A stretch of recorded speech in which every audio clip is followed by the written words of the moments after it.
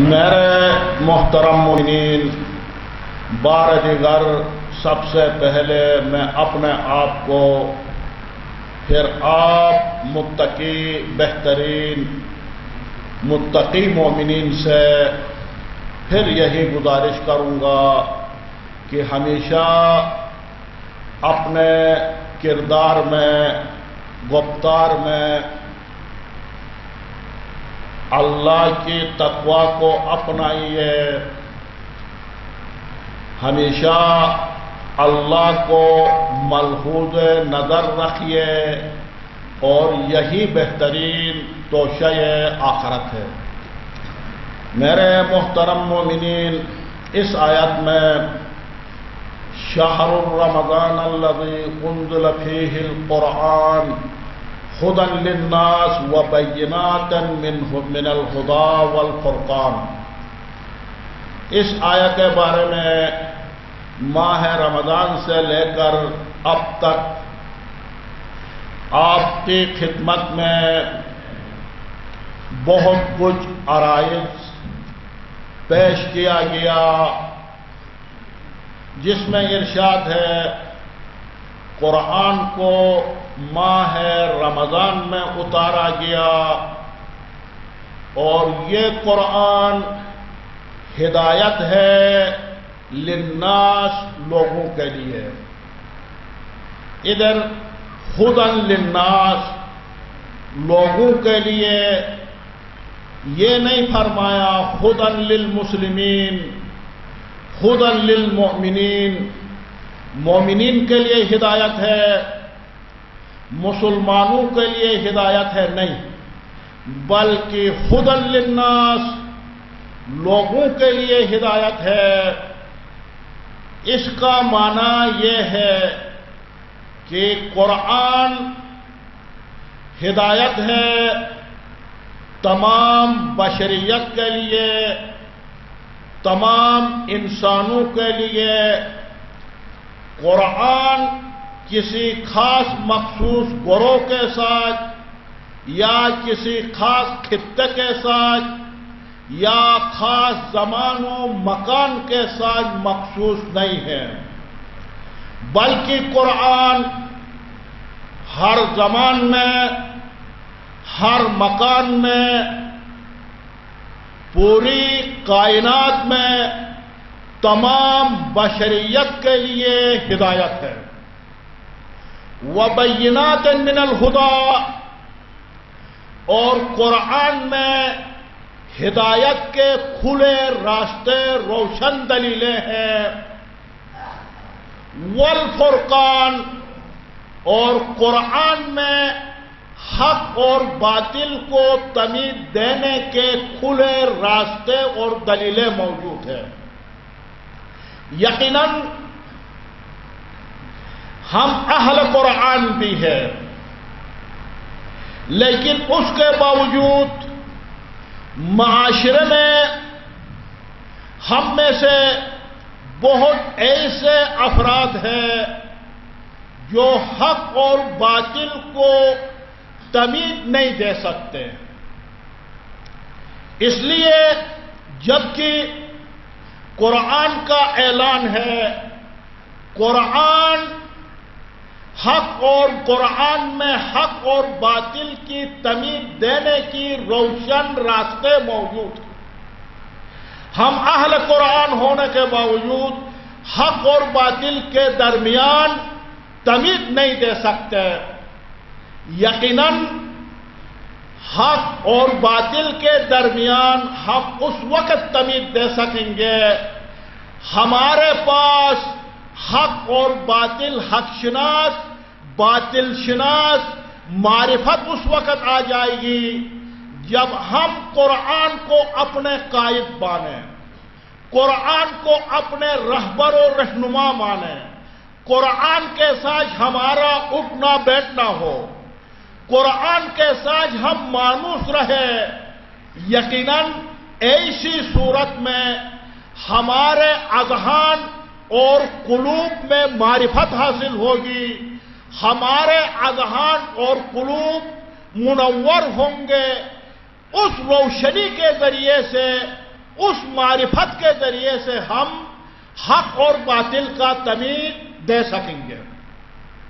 بس ہر حق اور باطل کا تمیز نہ دینے کا مقصد یہ ہے کیونکہ ہم نے قرآن کے ساتھ واسطہ نہیں رکھا ہے، ہمارا اس قرآن کے ساتھ نہیں ہے، ہم قرآن کو اپنے رہنما اور رہبر نہیں مانا ہے، جس کی وجہ سے ہمارے اندر قوت تفریق حق اور باطل کی تمیز دینے والی طاقت ختم ہو گئی ہے.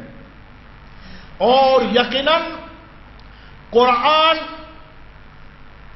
ظاہر اور باطن دونوں کا علاج ہے، اور قرآن میں تمام مشکلات کا حل موجود ہے، تمام مسائل کا حل قرآن میں موجود ہے، اور قرآن ہر مشکل کے لیے، ہر درد کے لیے دوا ہے.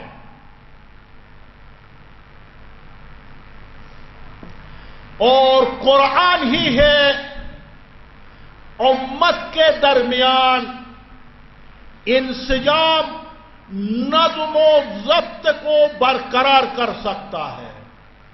قرآن ہی امت اسلامیہ میں نظم و ضبط و اخوت و وحدت کو قائم کر سکتا. مولا امیر المومنین علیہ افضل الصلاۃ والسلام قرآن کی 5 خصوصیات بیان فرماتے ہیں. مولا فرماتے ہیں وَاعْلَمُوا أَنَّ هَذَا الْقُرْآنَ هُوَ النَّاسِخُ الَّذِي لَا يَغِشُّ.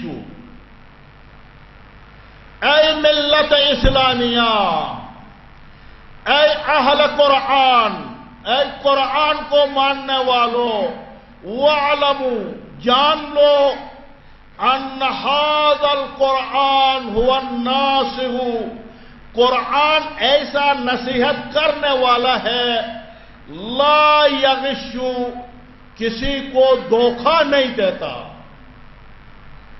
ایک والحادی الذی لا یضل، قرآن ایسا ہدایت کرنے والا ہے جو کسی کو گمراہ نہیں کرتا. اور تیسرا والمحدث الذی لا یکذب، ایسا حدیث کرنے والا ہے، ایسی باتیں بتانے والے ہیں جس میں کوئی جھوٹ نہیں ہے.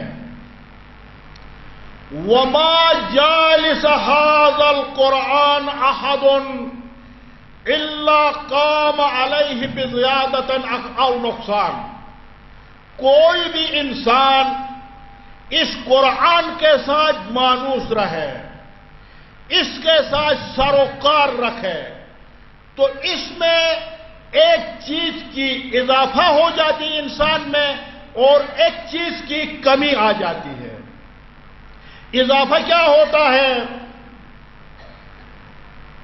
بزیادۃ او نقصان، زیادۃ فی الہدی، ہدایت میں انسان میں زیادتی آتی ہے، ونقصان من العمی، گمراہی میں کمی آ جاتی ہے. اور یہی قرآن ہے جو انسان کو گمراہی سے ہدایت کی طرف لے آتا ہے اور صاحب ہدایت یافتہ بنا دیتا ہے. یہ قرآن کی 5 خصوصیات ہے. محمد اہل بیت محمد ومن صلوات.